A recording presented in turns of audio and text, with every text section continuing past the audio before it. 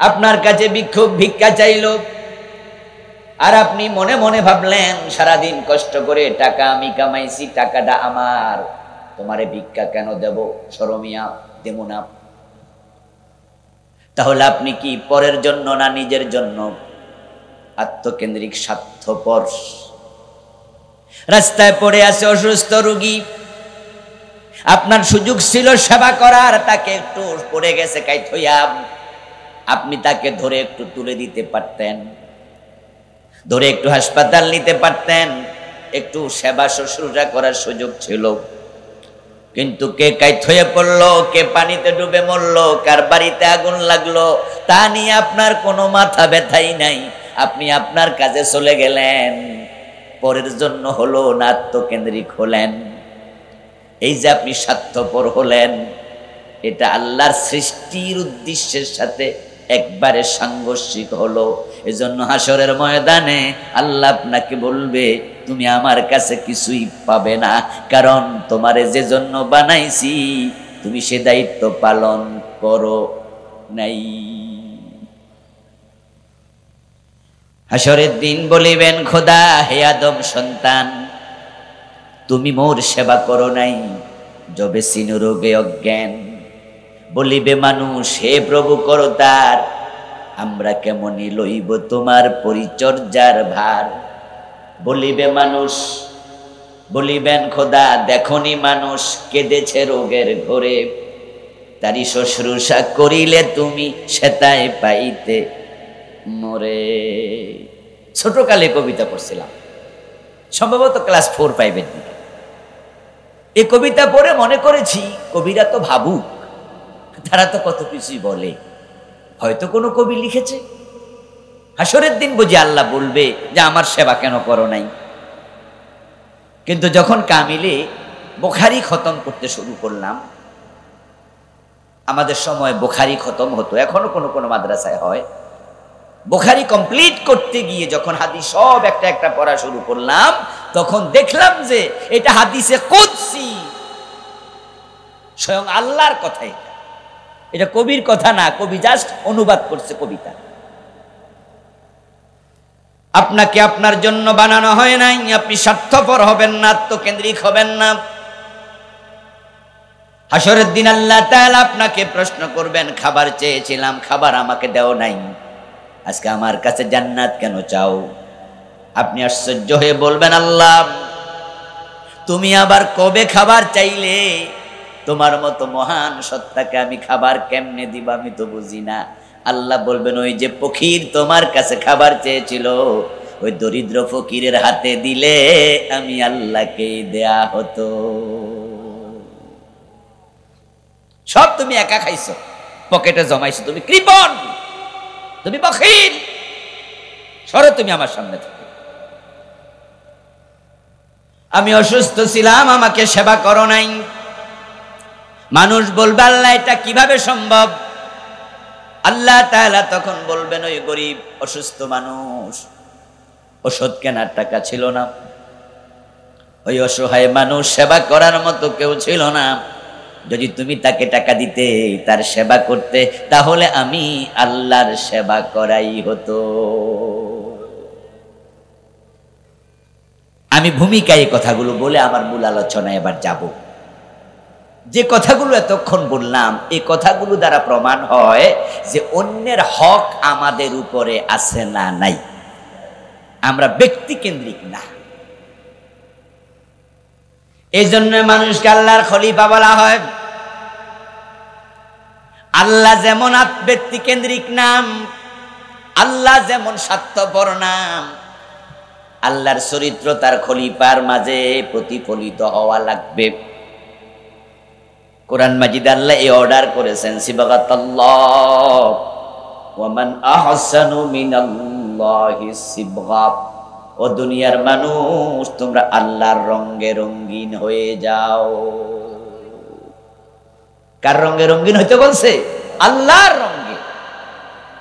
আল্লাহর রঙের চেয়ে সেরা রং নাই। তো আল্লাহর রং কি সাদা না কালো, নীল না হলুদ? আসলে রং বলতে এখানে সাধারণ রং বোঝানো হয় নাই, বুঝানো হয়েছে আল্লাহর চরিত্রে চরিত্রবান হও। আল্লাহ যেমন মাখলুকের প্রতি দয়াদ্র, দয়াশীল, ক্ষমাশীল, ভালোবাসাওয়ালা, আল্লাহ যেমন মাখলুকের জন্য পাগল পাড়া, তাদেরকে জান্নাতমুখী করতে চান, নবী রাসূল পাঠান, কিতাব পাঠান, তাদের উপর দয়া করেন, তাদের ভুল ক্ষমা করেন, তাদের রিজিক দেন, তাদের খাবার দেন, তাদের প্রয়োজন পূর্ণ করেন। ও আমার খলিফারা, তোমরা অন্য মানুষের সাথে সমান আচরণ করো, তাহলে রেজাল্টটা কি হবে? এবার প্রিয় নবীজি বলছেন, আর রাহিমুন ইয়ারহামুহুমুর রহমান, যারা দুনিয়ায় রহমতের আচরণ করে, ভালোবাসার আচরণ করে, অন্যের হক আদায় করে, অন্যের প্রতি দয়া দেখায়, আকাশের মালিক তাদের উপর রহমওয়ালা হয়ে যান। আমরা তো আল্লাহর জান্নাতে যাওয়ার জন্য নামাজ পড়ছি, রোজা রাখছি, হজ করছি, যাকাত দিচ্ছি, এগুলো করতে হবে, এগুলো ইবাদত, এগুলো আল্লাহর অর্ডার, এগুলো করতেই হবে। তবে ভুলে গেলে চলবে না, আমাদের উপরে শুধু আল্লাহর হক, শুধু আল্লাহর হক এখানে শেষ না, বরং মানুষের হক আমাদের সাথে আছে। তাই হক দুই প্রকার, একটা হাক্কুল্লাহ আর একটা হাক্কুল ইবাদ, দুইটা আদায় করেই জান্নাত পাওয়া লাগবে। নামাজ, রোজা, হজ, যাকাত হাক্কুল্লাহ, এগুলো আল্লাহর হক। এবার সমাজের প্রতি, রাষ্ট্রের প্রতি, প্রতিবেশীর প্রতি, স্ত্রীর প্রতি, স্বামীর প্রতি, মায়ের প্রতি, বাবার প্রতি, রাষ্ট্র, সব মানুষ যারা আছে ডানে বামে, তাদের প্রতি হক আছে। এটাকে হাক্কুল ইবাদ বলে। শুধু আল্লাহরটা করবেন, মানুষেরটা করবেন না। হাসরের ময়দান আল্লাহ বলবে, সব তুই কিচ্ছু পাবি না, কারণ উখরিজাত লিন্নাস, আমি তোকে মানুষের জন্য বানাইছিলাম। শুধু আল্লাহর ইবাদত করে একা একা যদি নামাজ রোজা করে জান্নাতে যাওয়া যেত, তাহলে আল্লাহর নবীরা মাইর খাইলেন কেন? ব্যক্তিগত চারিত্রিক কারণে ওনারা কেউ মাইর খান নাই। এই যে মানুষ ওনাদেরকে পাথর মারলো, মানুষ জেলে নিল, নবীদেরকে আগুনে ফেললো, নবীদেরকে করাত দিয়া দুই টুকরা করলো, এজন্য কোন নবীর ব্যক্তিগত অপরাধ ছিল নাকি? কোন নবী কি সাদাবাজি করছে যে সাদা চাইতে যাইয়া মাইর খাইছে? কোন নবী কি মানুষের জমি দখল করছে? কারোর সাথে ব্যবসায় দুই নাম্বারি কইরা ধরা খাইছে আর ফাটনার ওরে ফিরাইছে? এমন কোন ঘটনা নবীর জীবনে ঘটছে? কারোর সাথে মিথ্যা বলে ধোঁকাবাজি করে পরবর্তীতে অপরাধী প্রমাণ হওয়াতে মারছে, এমন কোন ঘটনা আদৌ কি ঘটেছে? নবীরা মাসুম, নিষ্পাপ, নিষ্কলুষ, কিন্তু মাইর খাইল কেন? মারল কেন নবীদেরকে? নবী আদম এবং সুলাইমান আলাইহিস সালাম ব্যতীত মাইর খায় নাই এমন নবী আর একজনও নাই। আর এই মাইর খাওয়ার পিছনে শুধু একটা কারণ, only one cause, only one reason, শুধু একটা কারণ, সেটা হলো ওরা অন্যের কল্যাণ করতে গেছে। অন্যরে বলছে, ভাই জান্নাতের পথে আসো, ভাই কালেমাটা পড়ো, ভাই আল্লাহর সাথে শরীক করো না। এই যখনই দাওয়াত দিতে গেছে, ওই যুগের জালেমরা নবীদের সাথে কন্ট্রাডিকশন তৈরি করছে। আবার বন্ধু, নবী যখন দাওয়াত দিতে গেলেন, তোমরা কুলু লা ইলাহা ইল্লাল্লাহ তুফলিহু, বলো আল্লাহ ছাড়া কোনো ইলাহা নাই, তাহলে সফল হয়ে যাবে। নবীর দাওয়াত শুনে যখন লোকজন খেপে গেল, তখন নবী যদি বলতেন মনে মনে, আমি তো আর শিরিক করি না, আমি তো নামাজ রোজা করি, আমার জান্নাত ঠেকায় কে? এই লোকেরা নামাজ পড়লে পড়ুক, নামাজ না পড়লে নাই, তারা শিরিক করুক, কুফরি করুক, আমার কি আসে যায়? তাদেরকে আর দাওয়াত দেব না, একা একা নামাজ রোজা করে আমি জান্নাত পেয়ে যাব, এই চিন্তা করে যদি ঘরে বসে থাকতেন, এলাকার লোকেরা তো নবীকে মারার কোনো কথা ছিল না। এই যে নবীদেরকে মারলো, জেলে দিল, এর পিছনে কারণ তো শুধু একটা, ওরা মানুষের কাছে দাওয়াত নিয়ে গেছে। নবী মুহাম্মদ সাল্লাল্লাহু আলাইহি ওয়াসাল্লামের বয়স যখন 40, তখন তিনি নবুয়ত পেলেন।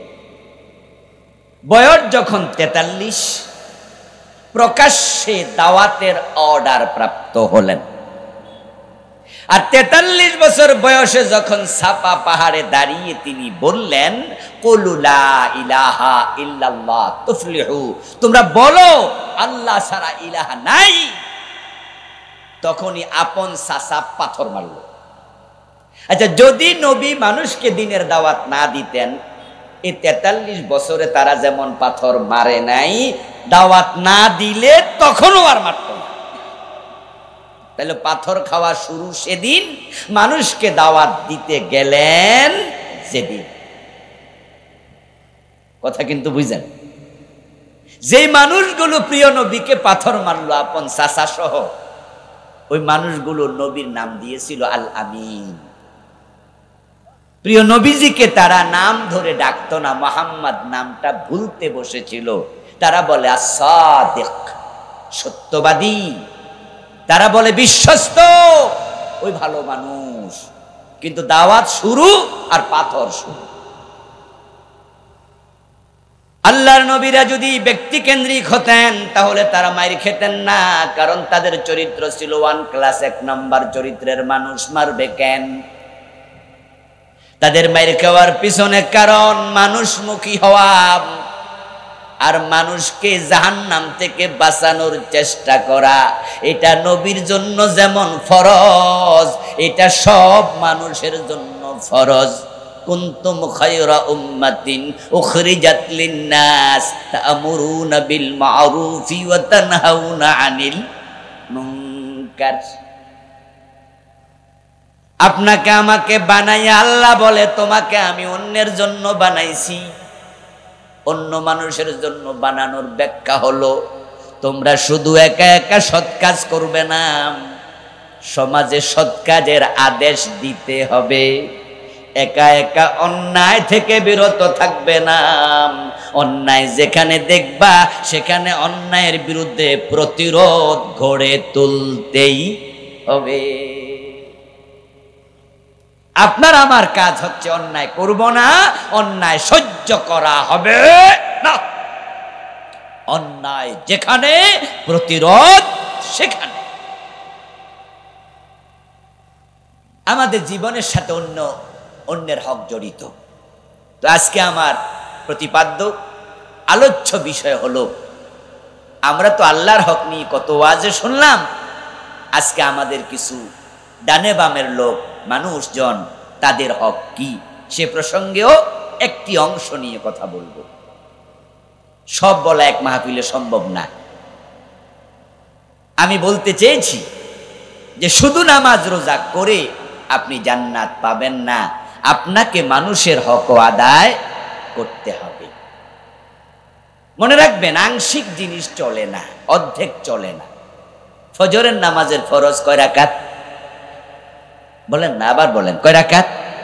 আচ্ছা, 1 রাকাত যদি ভালো কইরা পড়েন, 15 মিনিট লাগাইয়া, সূরা ইয়াসিন দিয়ে পড়লেন 20-25 মিনিট লাগাইয়া, আর 1 রাকাত না পড়া বাড়ি চলে গেলেন, এই 1 রাকাতে কি সওয়াব পাওয়া যাবে? বাংলাদেশে যে টাকা আছে, 1 টাকার নোট থেকে শুরু, সবচেয়ে বড় নোটটা কত? 1000 টাকা। আচ্ছা, যদি মাঝখানে ছিঁড়ে অর্ধেকটা বাজারে নেন, খরচা পাবেন তো? যত দামি নোটে হোক, অর্ধেকটা চলে না। ফজরের নামাজ যত সুন্দর পড়েন, 1 রাকাত চলে না, আর 1 রাকাত পড়েন নাই, 1 রাকাত বাতিল। 1000 টাকার নোট মাঝখানে ছিনলেন, অর্ধেকটা নিয়ে বাজারে যান, এটা অচল, এটা বাতিল। চৈত্র মাসের রোজা 15 ঘন্টা 16 ঘন্টা লম্বা রাখা লাগে। সকালে শুরু করলেন, ঘড়ির দিকে তাকায়া দেখলেন দুপুর 12টা বাজে, মোটামুটি 8 ঘন্টা হয়ে গেছে, 7 ঘন্টা হয়ে গেছে। এখন যদি ইফতার করেন আর মনে মনে ভাবেন অর্ধেক সওয়াব পাইয়া গেছি, আদৌ কি সওয়াব হবে? অর্ধেক রোজা বাতিল, অর্ধেক ইসলামও চলে না। শুধু আল্লাহর হক মানলেন, নামাজ পড়লেন, রোজা রাখলেন, হজ করলেন, যাকাত দিলেন, মায়ের হক দেন না, বাবার হক দেন না, বউয়ের হক দেন না, স্বামীর হক দেন না, ভাইয়ের হক দেন না, বোনের হক দেন না, প্রতিবেশীর হক দেন না, অর্ধেক ইসলাম নিয়ে আখেরাতে মুক্তি পাওয়া যাবে না। কিন্তু আমরা শয়তানে বুঝাইছে, না না, বেহেশত আল্লাহ তোরে না দিয়া কারে দেয়। তুই 5 ওয়াক্ত নামাজ 1 ওয়াক্ত ছাড়ছত, তুই তাহাজ্জুদও পড়স, এজন্য কপালে দাগওয়ালা 5 ওয়াক্ত নামাজি বোনের জমিটা দখল করে রাখছে। মা বাবা 8-10 বছর আগে মরছে, এখনো বোনের হক দেয় না, এমন নামাজি ভাই এদেশে আছে না নাই? ভাবছে নামাজ জান্নাতের চাবি, তো নামাজ তো ছাড়ি না। ও দোস্ত, একদের দর্শিতা হওয়া যাবে না। শুধু হাদিস কোরআনের এক সাইড পড়ে আপনি ইসলামের কনসেপ্ট নেবেন না, পূর্ণাঙ্গ ইসলাম বুঝুন। এই যে আপনি আপনার ওয়ারিসের হক কাইট্টা রাখলেন, দিলেন না, প্রিয় নবীর বক্তব্য সুস্পষ্ট। قال النبي صلى الله عليه وسلم من قطع ميراث وارثه قطع الله ميراثه من الجنة। যে ব্যক্তি ওয়ারিসের মিরাস কেটে রাখে, আল্লাহ তার জান্নাত কেটে নিয়ে নেন। বরং আল্লাহর ইবাদত করে যতটা তাড়াতাড়ি জান্নাত পাওয়া যায়, মাখলুকের হক দিয়া জান্নাত আরো তাড়াতাড়ি পাওয়া যায়। আবার বলছি, ভালো করে শোনেন, আল্লাহর যে হক আছে, নামাজ, রোজা, হজ, যাকাত, এগুলো কার হক? জোরে বলেন, কার হক? এগুলো করে যত তাড়াতাড়ি জান্নাত পাওয়া যায়, মাখলুকের হক দিয়া জান্নাত আরো তাড়াতাড়ি পাওয়া যায়। কেন? কারণ আল্লাহ চাইলে নিজের হক ক্ষমা করেন, কিন্তু মাখলুকের হক যদি আপনি নষ্ট করেন, আল্লাহ ক্ষমা করবেন না যতক্ষণ সে মাখলুক ক্ষমা না করে। আপনার বয়স ধরেন 80 বছর বয়সে বুড়া হয়ে গেছেন, এখন চলতে পারেন না। বয়স যখন বেড়ে যায়, কবরের কথা তুলনামূলক কি কম মনে হয় না বেশি হয়? এই ভাইয়েরা কথা কন না কিছু? আচ্ছা, রোগ শোক হওয়ার পরে অসুস্থ হইলে মরার কথা কি কম মনে হয় না বেশি? ইয়েস, 80 বছর বয়স। আপনি এবার বুঝছেন যে খাইছি রে, কোন দিন আজরাইল আসে কওয়া তো যায় না। কিন্তু জীবনে কত নামাজ কাজা করছি, যৌবন কালের কথা মনে পড়লো, চাচতো বোন খালতো বোনের সাথে জেনা ব্যভিচারও করছি, মনে পড়ে গেল ইয়াং বয়সে কত রোজা ভাঙছি, বন্ধুদের আড্ডায় যাইয়া তো একবার হেরোইনও মুখ লাগাইছি, পেন্সিডিলের বোতলও টানছি। আমার উপায় কি? 80 বছর বয়স, যদি মরে যায় উপায় তো নাই।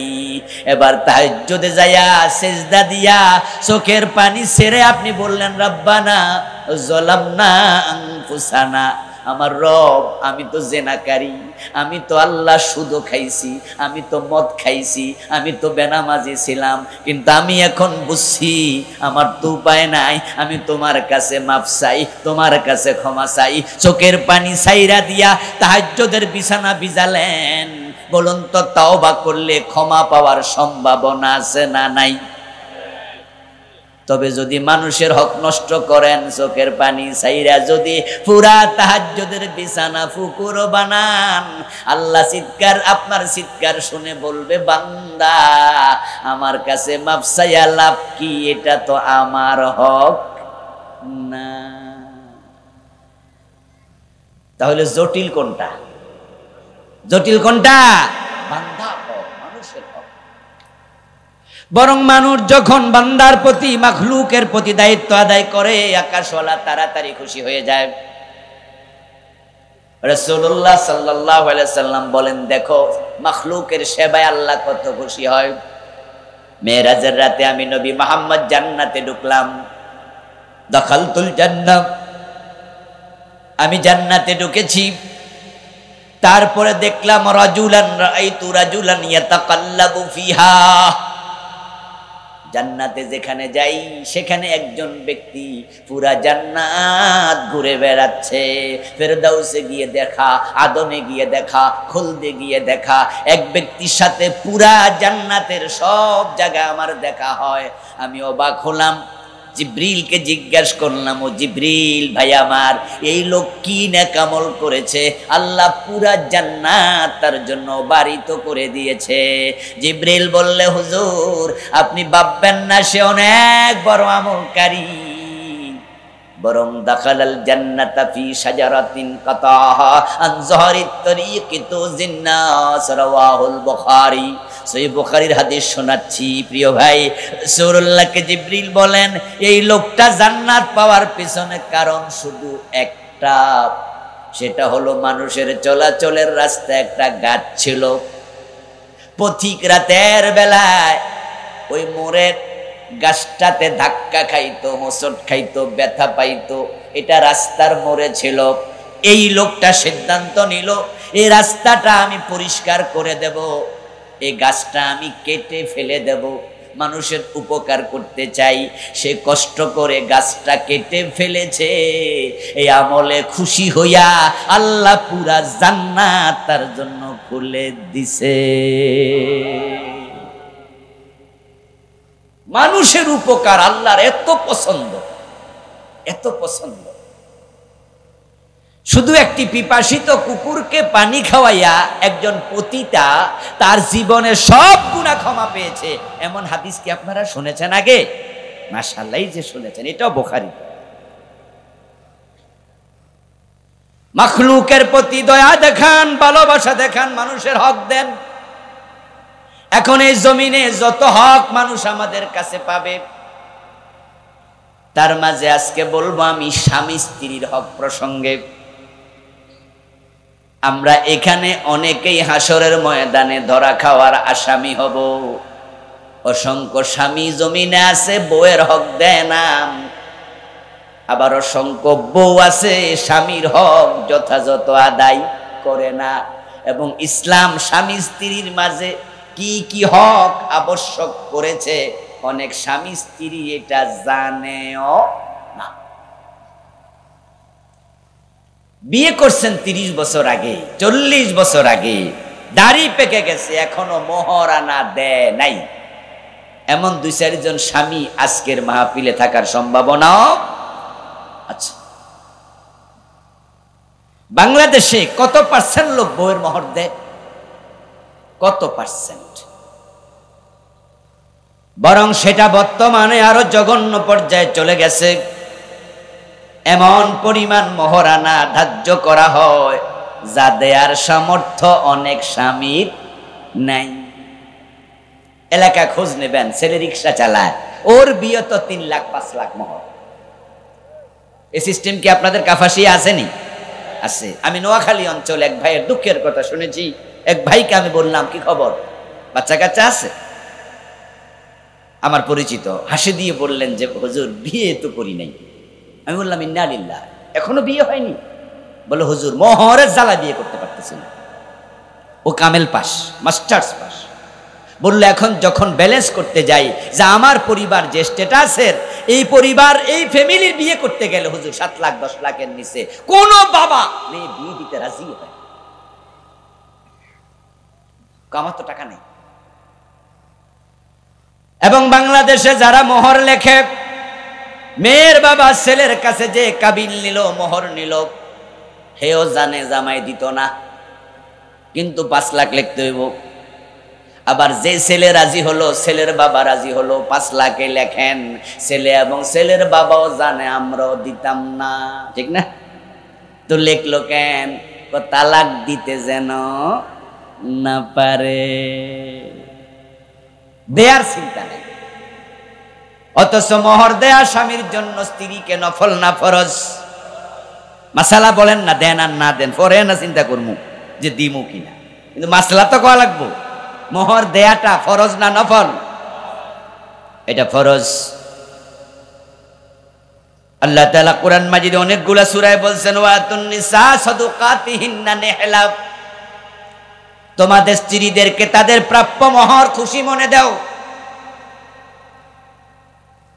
আল্লাহ তাআলা বলছে তুহুন্না উজুরাহুন্না ফারিদা, এবং এটাকে তুমি ফরজ মনে করে দাও, খুশি মনে দাও, এটা ফরজ, এটা ভেবে দাও।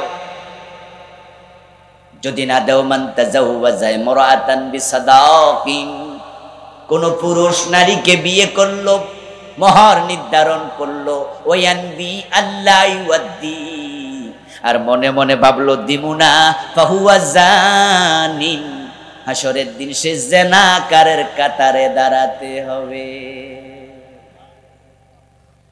এটা সুবহানাল্লাহ না, এটা নাউজুবিল্লাহ। সব জায়গায় সুবহানাল্লাহ না, কিছু জায়গায় ইন্না লিল্লাহ আছে, আসেনি? ব্যাস, এটা নাউজুবিল্লাহর হাদিস। কারণ যে সমস্ত স্বামী স্ত্রীকে মোহর দেবে না, এই চিন্তা মোহর লেখে জিনাকার। তাহলে বাংলাদেশে এখন অবস্থা কোন পর্যায়ে গিয়ে খারাপ? মেয়ের বাবারা তারা বিয়ে দেওয়ার আগে মামলা চিন্তা কয় যে যদি তালাক দে তাহলে মোহরের মামলা করে দিন। আচ্ছা, আত্মা থেকে নাকি আত্মীয় হয়? তা আপনি যার কাছে কলিজার টুকরা মেয়ে তুলে দিলেন, এর বিরুদ্ধে আগে মামলা চিন্তা, এটা কি আত্মার সম্পর্ক? এটা কি আত্মার সম্পর্ক? এটা তো শত্রুতা, শুরুতে শত্রুতা।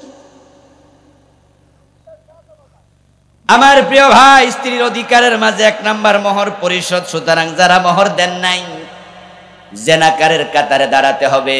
আর সেখান থেকে বাঁচতে হলে আজকে মোহর দেওয়ার সিদ্ধান্ত নিয়ে বাড়ি যেতেই,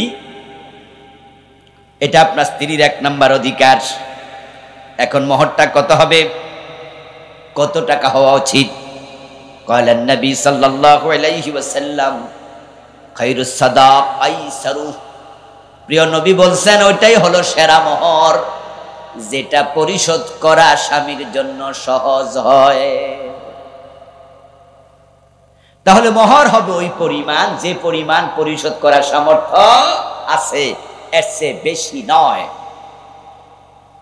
এখন যারা মেয়ের বাবা আছেন তারা আজকে সিদ্ধান্ত নেবেন যে আপনার জামাইকে, আপনার মেয়ের হাজবেন্ডকে আপনি কি জিনাকারের কাতারে দেখতে চান? হাসরের মাঠে তাকে বিপদে ফেলতে চান? ওই পরিমাণ মোহর নির্ধারণ করুন, যেই পরিমাণ মোহর নির্ধারণ করলে জামাই দিতে পারবে। তাই জামাইকে আপনি ওপেন বলবেন, খোলামেলা বলবেন, বাজান বিয়ের অনুষ্ঠানে বিভিন্ন কথা হয়, বিভিন্ন লেনদেন হয়, সেখানে আপনি ওপেনলি বলবেন এখন মোহর কত দেবেন। ছেলে যদি বলে 50,000, আপনি বেশির চেয়ে বেশি বলতে পারেন, আমার বড় মেয়ে তো 1 লাখ 2 লাখ, আপনি কি আরো একটু বাড়াইতে পারবেন? ছেলে যদি বলে শ্বশুর পক্ষকে এর চেয়ে বেশি দেওয়ার সামর্থ্য আমার নাই, আপনার উচিত তার সামর্থ্যের রাজি হয়ে যাওয়া, তার প্রতি সম্মান দেখায়া বলা দ্যাটস ওকে, আমি রাজি। কি ভাবছেন আপনি মোহর কম হলে বিয়ে ভেঙে যাবে? এটা মিথ্যা ভাবনা। আজ থেকে 30 বছর 40 বছর পিছনে যান, এখানে যারা মুরব্বী আছে অনেকের মোহরে ছিল 10,000 20,000, আবার এমন বিয়ে আছে এখানে অনেকে যাদের বিয়ে কাবিন লেখাই হয় নাই। এই যে মুরব্বী কইতাছে আমার বিয়ে কাবিন লিখছি না, হ্যাঁ এগুলো আমি আমার বড় ভাইকে দেখেছি বিয়ে কাবিন হয়নি। এখন যে বিয়েতে কাবিন রেজিস্ট্রিটা কম্পালসারি, আজ থেকে 30-40 বছর আগে এই যে উনাদের সময় এটা এতটা গুরুত্বপূর্ণ মনে করতো না, কাগজে সিস্টেমে ছিল। আচ্ছা, জমি বিক্রি হয়েছে রেজিস্ট্রেশন ছাড়া, এমন ঘটনা কি ঘটে নাই? আপন ভাইরে বেশি আবার লেখা লাগবো কেন? আপন ভাইরে বড় ভাই কয় যা আমার 20,000 দে, জমি এটা তোর। যদি কয় ভাই তাহলে লিখবেন না, তুই আমার বিশ্বাস করস না, আমার মুখে দাম নাই। মানুষ ছিল সহজ সরল। আচ্ছা, যাদের বিয়েতে 10-20,000 মোহর ছিল অথবা কাবিনে হয় নাই, তখন বিয়ে ভাঙছে বেশি না এখন ভাঙবে বেশি? তাহলে আপনাদের 10 লাখ 20 লাখ বিয়ে ভাঙ্গা ঠেকাতে পারে নাই। স্ত্রীর হক আদায় করুন। 2 নাম্বার ভরণ পোষণ। স্ত্রীকে তার প্রাপ্য ভরণ পোষণ দেয়া, এটা স্ত্রীর অধিকার। এই জন্য আপনারা যারা বউরে খাওয়ান, ভাববেন না এটা তার প্রতি করুণা, বরং তাকে খাবার দেয়ার, আদায় করা, তাকে ভরণ পোষণ, কাপড় চোপড় আপনাকে দেয়া, চিকিৎসার টাকা দেয়া, এটা আপনার জন্য ফরজ। যেই স্বামীর বউ পরিপালনের সামর্থ্য নাই, ইসলাম তাকে বিয়ে করার অনুমতি দেয়। ভাববেন না ঘরে কাজের মেয়ে আনছেন। অনেকে তো বউ আইনা মনে করে একটা কাজের মাইয়া পাইছে। এই জন্য শাশুড়িরা আছে, যেহেতু মহিলা আছে, মহিলারাও আর শুনবে। অনেক মহিলা আছে যারা পুতের বউ বিয়ে করাইয়া শাশুড়ি বিয়ের পরের দিন থেকে ফাঁক করে আর ঢোকে না, সব পুতের বউর কান্দে চাবাই দিচ্ছে, মনে করে একটা কাজের ঝি পাইছে। আচ্ছা আপনি বলুন তো, হ্যাঁ এই মেয়ে ঘরে কাজ করবে, এটা তার সংসার। ইসলামে এটা নাই সেটা না, আছে। কিন্তু যে মেয়েটা আপনার বাড়িতে আজকে আসলো, গতকালকে আসলো, এই মেয়েটা বড় হলো যেখানে 15 বছর 17 বছর ছিল, যে মাটির সাথে তার নারী সম্পর্ক, ওখান থেকে 30-50 মাইল দূরে চলে আসলো। তার মনটা কি আদৌ ভালো না, একটু কষ্টে আছে? মা ছেড়েছে, বাবা ছেড়েছে, এমন মেয়েও তো আছে মা বাবা ছেড়ে জীবনে এক রাত দূরে থাকে নাই, আজকে 30 মাইল দূরে চলে আসছে। এবং যাদের কাছে আসছে এমন ফ্যামিলি তো বিয়ে হয়, বিয়ের আগে যাদের সাথে পরিচয়টুকুও ছিল না, একবারে নতুন বাড়ি, নতুন ঘর, নতুন পরিবার, স্বামী নতুন, শ্বশুরি শাশুড়ি সবাই নতুন, সব রাইখা আসছে। এই মেয়েটার তো এমনি মন খারাপ, ওরে পরের দিনে পাকঘরে ঢুকাতে হবে কেন? তাকেও একটু ইজি হওয়ার সময় দেয়া উচিত ছিল। মেয়েটা বাসর ঘরে সময় কাটছে স্বামীর সাথে, আর বাসর ঘরে একটু খুনসুটি হয়, স্বামী স্ত্রীর সময় একটু জাগরে জেগে কাটায়, এটাই দুনিয়ার নিয়ম। তাই সকালবেলা ছিল ফজরের পরে, এই শাশুড়ির দরকার ছিল সে নিজে ফজরের নামাজের পরে একটা ডিম ভাজি কইরা, ফোস কইরা, একটু রুটি, একটু তরকারি, একটু যা খাওয়ার সেখানে ঘরে পাঠাইয়া দেয়া, বৌমা তোমরা খাইয়া আরো 2 ঘন্টা ঘুমাও। তাহলে এই শাশুড়ির প্রতি মেয়েটার ভালোবাসা বেড়ে যেত। আমার শাশুড়ি ঠিক আমার মা যেমন আদর করে, আমার ঠিক সমান আদর করে। তাহলে মা যে রেখে আসছে, শাশুড়ি পাইয়া কিছুটা ব্যথা ভুলতো, কিন্তু যখন দেখে বাসর ঘরে রাতে ঘুমায় নাই, সময় কাটিয়েছে নির্ঘুম, সকালবেলা শাশুড়ি দরজা নেড়া কয়, বৌমা এখন কিসের ঘুম, পাকঘরে ঢোকো, তখন মনে করে আমি মনে হয় আজরাইলের হাতে পড়ছি। আমাদের দেশে বৌমাদের সাথে শাশুড়িদের সম্পর্কটা মধুময় হয় কম, অম্ল হয় বেশি, তিক্ত হয় বেশি। এর পিছনে শাশুড়িদের ভূমিকাটাই বেশি, বৌমাদেরও আছে কারো কারো, কারণ শাশুড়িরা বৌমাকে নিজের মেয়ে মনে করে না, কাজের মেয়ে মনে করে অনেকে, অথবা পুতের বউ পর্যন্ত শেষ। কেন আপনি পুত্রবধূ মনে করছেন? আপনি মনে করেন না যে আমার মেয়েটা তো পরের ঘরে চলে যাবে, তাহলে ছেলের মাধ্যমে আমি একটা মেয়ে পেয়েছি। তার কপালে একটা চুমু দেন, তাকে বুকে জড়াইয়া ধরেন। মেয়েটা যখন তার মায়ের কথা মনে করে চোখের কোণে পানি জমবে, আপনি শাশুড়ি নিজের কাপড়ের আঁচল দিয়া তার চোখের পানিটা মুছে দিয়া কপালে একটা চুমু দিয়া বলেন, তোমার মা একজন হারাইছে, আর একজন পাইয়া কি তুমি খুশি না? দেখবেন যে মেয়েটা মুস্কি হাসি দিতে বাধ্য হবে, সম্পর্কে মধুময়তা আসবে। আর স্বামীরাও স্বামীগিরি দেখায়,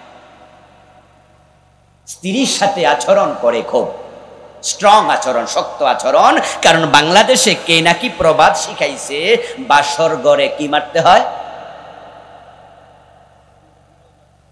কাপাসিয়ার লোকেরা মনে জানে না, মনে আমি জানি না, আপনারা জানেন কিনা, না জানলেও বলেন দেখি টাকামাক্কা দিয়া, বাসর ঘরে কি মারতে হয়?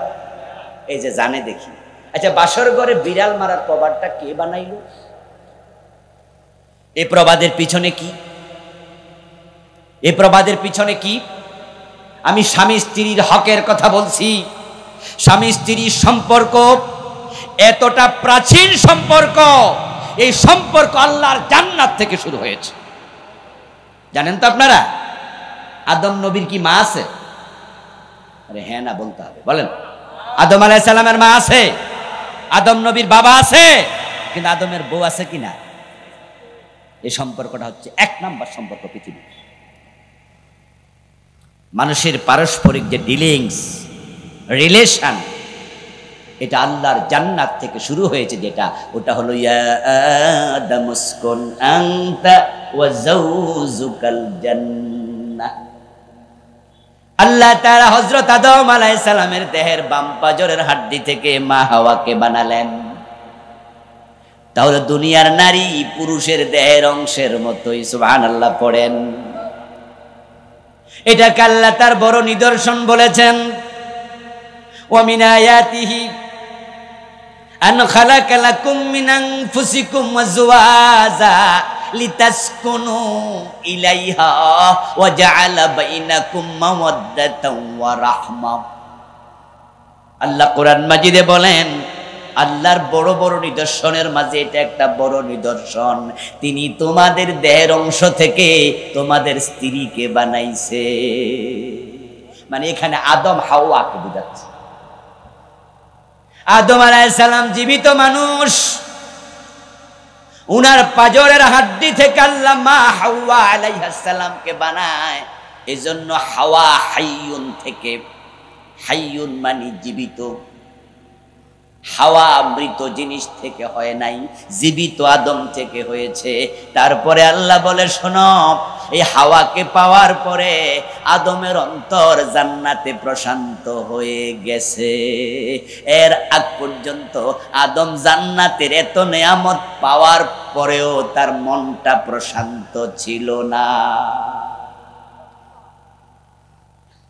জান্নাতে নেয়ামতের অভাব নাই, অবারিত নেয়ামত, কিন্তু হাওয়াকে বানানোর আগ পর্যন্ত আদম এত নেয়ামত পাইয়াও তৃপ্ত না, মনটা একটু আনছান আনছান আনছান আনছান করে। এখানে আপনারা যারা বিবাহিত আছেন, অবিবাহিতরা বুঝবা না, ইনশাআল্লাহ ভবিষ্যতে বুঝবা। আচ্ছা, আমরা যারা বিবাহিত, আমরা বিয়ে করছি, আচ্ছা বাসর ঘরে যেদিন আপনাকে আপনার বউয়ের সাথে প্রথম থাকতে দিয়েছে, আচ্ছা ওই দিন যখন রাতের 11টা বাজে বউ দেয় না, 12টা বাজে বউ আইয়ে না, 1টা বাজেও দেয় না, তখন কি মন খুব প্রশান্ত না অশান্ত? জামাই শুধু কয় যে দুঃখ, আত্মীয় স্বজন ঘুমায় না কেন, এই রাতে তো মেহমান বেশি, নাকি মেহমান বেশি না? সবাই সজাগ, জামাই কয় আল্লাহ সবাই যদি ঘুমাই যেত এটা ভালো আছে। দেখেন, আপনি একজন মানুষের জন্য আজকে আনসান করছেন, যদি আপনাকে বাসর ঘরে শোয়া রাখে, আপনার আজমা শাশি মা আত্মীয় খালা এসে বলতেছে, এই আব্দুল্লাহ যা, বাসর ঘরে সাজানো আছে বিছনাপাতি সব, তুই যা একা একা শুয়ে থাক। আপনি যদি একা একা শুয়েও থাকেন, 3টা বাজলো কি ঘুমাইছিনি? এর বউ কই, বউ কই, বউ কই? একজন মানুষের অপেক্ষা আপনার ঘুম আসে না? এবার রাতের 1টা হোক 2টা হোক, যখন আস্তে করে বাসর ঘরের দরজাটা খুলে কেউ আস্তে করে আপনার বউটা ঘোমটা পরা সুন্দর করে বউটা ঢুকাইয়া দিয়া বলে, আল্লাহ হাফেজ, আমরা গেলাম, তোমরা থাকো। দরজা লাগানোর পরে মন কি আনসান করে নাকি এখন শান্ত? আদম নবী হাওয়াকে পাওয়ার আগ পর্যন্ত ঠিক জান্নাতে মন ছিল অশান্ত। এই জন্য আল্লাহ বললি তাসকুনু ইলাইহা, আমি নারীকে বানিয়েছি, তোমার স্ত্রীকে বানিয়েছি, তুমি যেন প্রশান্তি পাও, মন যেন শান্ত হয়। ওয়া জাআলা বাইনাকুম মাওয়াদ্দাতাও ওয়া রাহমা, এবং আমি আল্লাহ তোমাদের একের প্রতি আরেকজনের ভালোবাসা তৈরি করে দিয়েছি। এমন ভালোবাসা, সুবহানাল্লাহ, এটা জান্নাত থেকে এসেছে। আদম হাওয়ার সম্পর্ক, ওই একটা মেয়ে আপনি পেলেন, ছেলেকে চিনে না, ছেলে মেয়েটাকে চিনে না, জীবনে কথা হয় নাই, কিন্তু আজকে দুজন এত কাছে, পরদিন যদি স্বামী তার স্ত্রীকে বলে আমি আগামী দিন তোমাকে নিয়ে আমেরিকা চলে যেতে চাই, মেয়ে বলে তোমার সাথে যেতে আমার কোনো আপত্তি নেই। এবং ঠিক এই মেয়েটা তার স্বামীকে নিয়ে যখন হানিমুনে রওনা দেয়, যাচ্ছে ব্যাংককে, যাচ্ছে কক্সবাজারে, গাড়ির সিটে বসায়া দিছে জানালার পাশে, স্বামী বসছে এই পাশে, যেন পর পুরুষের গায়ে ধাক্কা বউ না খায়। তাই সেফ জোনে বসাইয়া তারপরে স্বামী আবার বসে বসে মোবাইল টিপতেছে। আধা ঘন্টা স্বামী মোবাইল টিপতেছে অথবা কথা কইতেছে, এর ফাঁকে দেখবে এ পাশে বসা মেয়েটা স্বামীর কান্দে মাথা রাইকা নাক ডাইকা ঘুমাচ্ছে। যেই ছেলেকে কালকে মাত্র চিনল, আজকে তার পাশে বসে নাক ঢেকে ঘুমানো প্রমাণ করে তার উপর 100% আস্থা আছে, আমি সে থাকতে আমার কোনো ক্ষতি হতে দেবে না। যে নারীর সাথে আদমের প্রথম সম্পর্ক সে তার স্ত্রী, মা নাই বাবা নাই। তাহলে দুনিয়াতে মানুষের সাথে মানুষের প্রথম সম্পর্ক হলো স্বামী স্ত্রীর সম্পর্ক, যেটা জান্নাতে শুরু হয়েছে। এখন যেই নারীকে আপনি পেলেন তার হকগুলো যদি না দেন, আপনি কতটা নিমক হারাম। আপনি আল্লাহকে সাক্ষী রেখে তাকে বিয়ে করলেন, সাদাকা তার মোহর দেবেন কিন্তু দিলেন না, তার ভরণ পোষণ দেবেন কিন্তু আপনি সেখানে গাফলতি করলেন। তার 3 নাম্বার হক, তাকে থাকার জন্য আলাদা একটা রুম দিতেই হবে। এই হকে বাংলাদেশের যৌথ ফ্যামিলিগুলো অনেক গাফেল। মনে রাখবেন, আপনার সন্তানকে ততক্ষণ পর্যন্ত বিয়ে করাবেন না, যুবকেরা ততক্ষণ বিয়ে করবা না যতক্ষণ তোমার স্ত্রীর জন্য আলাদা থাকার রুমের ব্যবস্থা করতে পারবা না। তার প্রাইভেসি, তার পর্দার জন্য আলাদা রুম দিতেই হবে। একই ঘরে ভাসুর, একই ঘরে দেবর, একই ঘরে শ্বশুর, একই ঘরে চাচা শ্বশুর, একই ঘরে 12 জন 13 জন থাকে। এই মেয়েটা আলাদা রুম না পাওয়ার কারণে সে ভাসমান থাকে। রাতে ঘুমানোর জন্য একটা চকি আছে, কিন্তু দিনে আলাদা থাকতে পারবে না, সবাই মিলে থাকছে। বেপর্দা বেপর্দা, দেবরের সাথে পর্দা নাই, বাসুরের সাথে পর্দা নাই, এমন পরিবার কাপাসিয়া আছে কি? দেবরের সাথে পর্দা করা নফল না ফরজ? বরং প্রিয় নবীজি সাল্লাল্লাহু আলাইহি ওয়াসাল্লামকে দেবরের ব্যাপারে প্রশ্ন করা হয়েছিল। আল্লাহর নবী বলছেন, আল হামু আল মাউত, দেবর হলো মৃত্যু তুল্য। অন্য মানুষের পর্দা যতটা না শক্ত, ভাবির সাথে দেবরের পর্দা আরো বেশি শক্ত।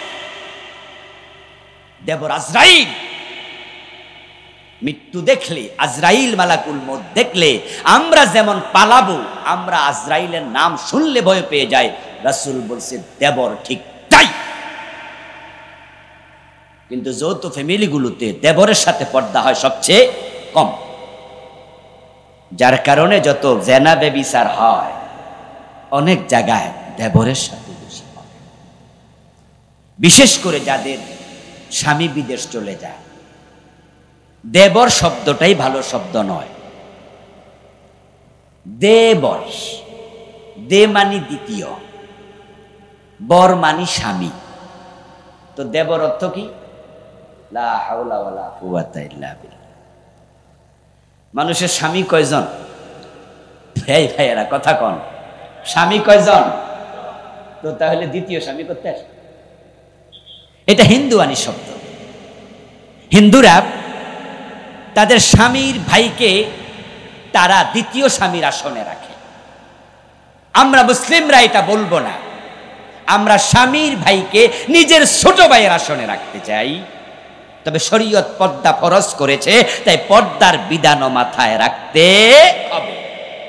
যাই হোক, এই শব্দটা আমাদের দেশে বহুল প্রচলিত। স্বামী যখন বিদেশ চলে যায়, তখন এই বউ তার দেবরকে নিয়ে বাবার বাড়িতে বেড়াতে যায়, এক রিকশায় বসে। এমন ঘটনাও আছে। শুধু বেড়াতে যায় না, বাজার করতে যায়।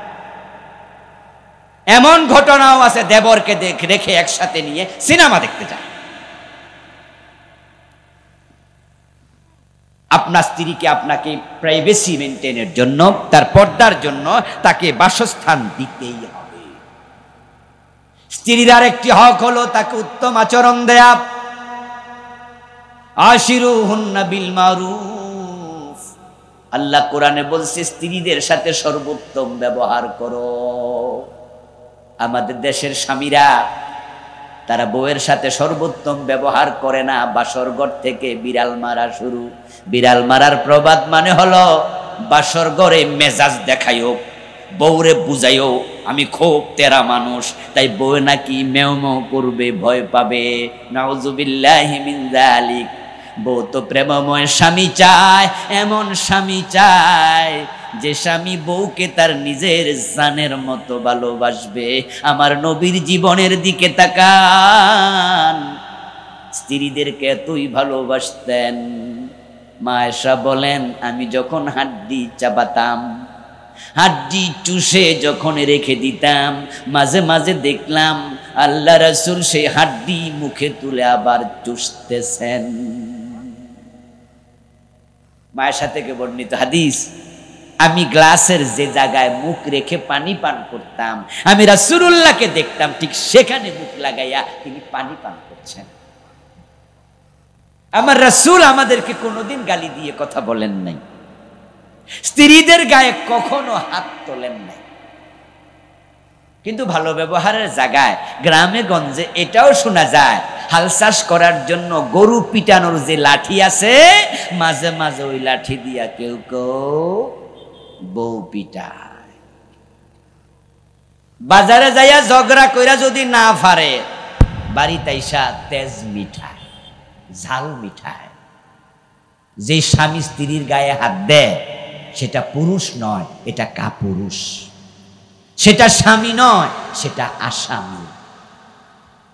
আপনার স্ত্রী আপনার কাছে সাইজে ছোট, দৈহিকভাবে দুর্বল, আল্লাহ তাকে আপনার অধীনস্থ করেছেন, আপনাকে সম্মানের জায়গায় রেখেছেন। আপনি নিজের সম্মান নিজে বজায় রাখতে শিখুন, তার সাথে রহমতের আচরণ করুন। প্রিয় নবী তার স্ত্রীদেরকে নিয়ে কাউকে কাউকে রাতের বেলায় তিনি উজ্জ্বল চাঁদের আলোতে দৌড় প্রতিযোগিতা পর্যন্ত করতেন। যখন কোথাও রাসূলুল্লাহ যেতেন, একা যেতেন না, কোনো না কোনো স্ত্রীকে সঙ্গে নিয়ে সফরে যেতেন। ইভেন যুদ্ধের সফরেও রাসূল একা যেতেন না। স্ত্রীদের মাঝে লটারি করতেন, করে কোনো একজনকে সাথে নিয়ে যেতেন। স্ত্রীর সাংসারিক কাজে সহযোগিতা করবেন, এটা তার আরেকটা হক। সুযোগ পেলে এটা করবেন। আপনি বাহিরে ব্যস্ত, সময় পাবেন না, ঠিক আছে, কিন্তু যেদিন সময় থাকবে রান্নাঘরে তার সাথে বসে একসাথে তরকারি কাটবেন, তার পাশে গিয়ে দাঁড়াবেন, তাকে হেল্প করবেন। নবী মুহাম্মাদের মতো মহামানব তিনি তার স্ত্রীদেরকে রান্নার কাজেও সহযোগিতা করতেন। বিশাল ব্যাপার। হ্যাঁ, আমরা কেউ আছি এমপি, কেউ মন্ত্রী, কেউ সচিব, কেউ বড় হুজুর, কেউ বড় আমলা। আমাদের স্ত্রীরা আমাদেরকে মূল্যায়ন করে, তারা জানে যে আমার হাজবেন্ড এত ব্যস্ত মানুষ, উনি রাষ্ট্র চালায়। কিন্তু সে এমপি, সেই মন্ত্রী, সে সচিব, সে আমলা, সে বড় বক্তা, বড় হুজুর, এলাকার বড় নেতা, সে যদি রান্না করে ঢুকে স্ত্রীর পাশে বসে তরকারি কুটতে শুরু করে, আপনার স্ত্রীর মনটা এত বড় হয়ে যাবে। ভালোবাসা টাকা দিয়ে কিনা যায় না, এটা বাজারে বিক্রি হয় না, এটা মন থেকে তৈরি হয়। ভালোবাসা পেতে হলে ভালোবাসার আচরণ শিখতে হবে। সময় তো হেল্প করবে না, কথা তো অনেক। স্ত্রীকে গালিগালাজ করবেন না। স্ত্রীকে গালি দেয়া নিকৃষ্ট কাজ। সে আপনার সন্তানের মা, তার আত্মসম্মান নষ্ট করবেন না। যদি কোনো অন্যায় করে ফেলে সন্তানের সামনে শাসন করবেন না। আল্লাহ আমাদের তৌফিক দেন, বলেন আমিন। কারণ তাকে যখন আপনি সন্তানের সামনে বকা দিলেন, শাসন করলেন, তার খুব লাগে, সেও মানুষ।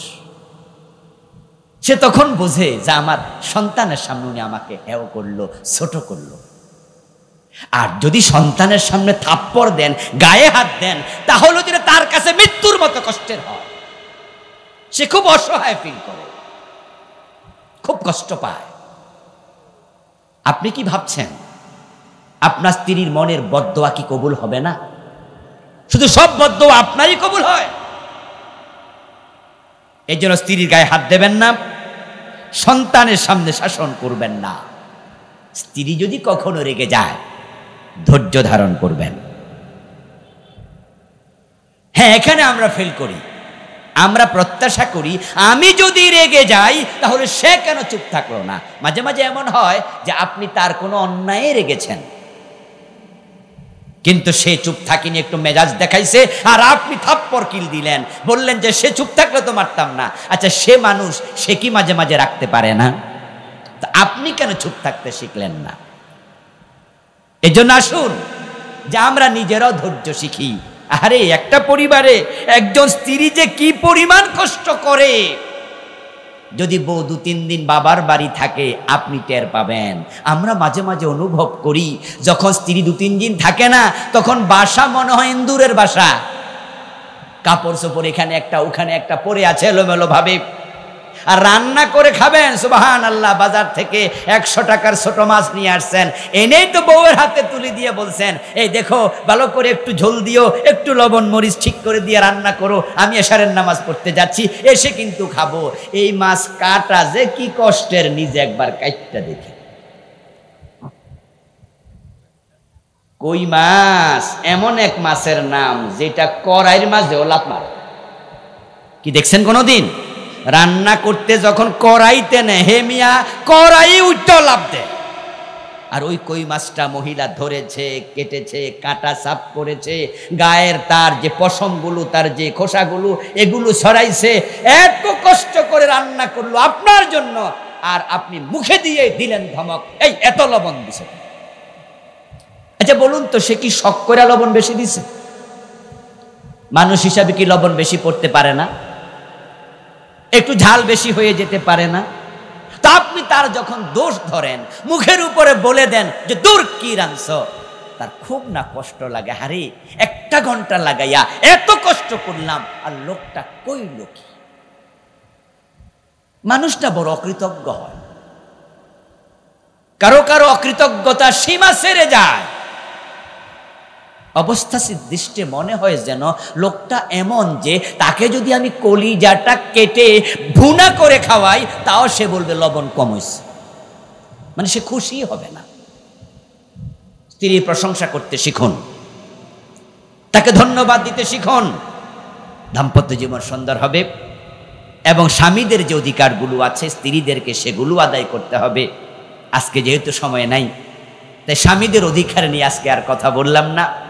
মা বোনদের পক্ষে আজকে ওয়াজ চলে গেছে। ইনশাআল্লাহ সময় সুযোগ যদি আসে তাহলে আমরা স্বামীদের পক্ষেও কিছু ওয়াজ আরেকদিন করব। আল্লাহ তাআলা আমাদের সকলকে পারিবারিক হক আদায় করে দুনিয়াতে যেভাবে আমরা এক ছাদের নিচে আছি, আল্লাহর জান্নাতে একসাথে থাকার তৌফিক আল্লাহ দান করুন, বলি আমিন। বসুন বসুন প্লিজ।